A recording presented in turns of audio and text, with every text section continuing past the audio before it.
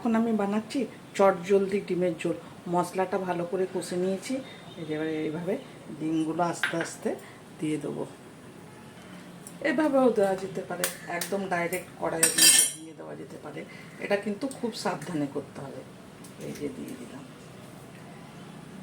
এই যে দেখো ঝোলটা দেখতে কেমন হচ্ছে। আমি কিচ্ছু করিনি, মশলাটা যেমন আমরা দিই সেইভাবে মশলাটা কষিয়ে নিয়েছি। তারপরে ওটা যখন ফুটবে তখন আস্তে আস্তে ডিমটা ছেড়ে দিতে হবে। আমি সেইভাবেই তোমাদের দেখালাম, যেভাবে সেভাবে কিন্তু ছাড়বে। এত তেলও একটু কম লাগে, ডিমটা ভাজতে হলো না, সেই তেলটা কম হলো মনে করো। এই যে একটু ঘি দিয়ে দিচ্ছি লাস্টে, কারণ ডিমটা আমি কাঁচা দিয়েছি তো, যদি গন্ধ হয় আর নাহলেও ডিমের ঝোলে খুব ভালো লাগে।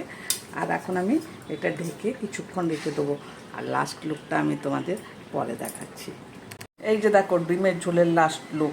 কেমন লাগলো রেসিপিটা কমেন্ট করে একটু বলবে, আর অবশ্য ঘরে বানাবে। চলো দেখা হবে, কথা হবে পরের ভিডিওতে।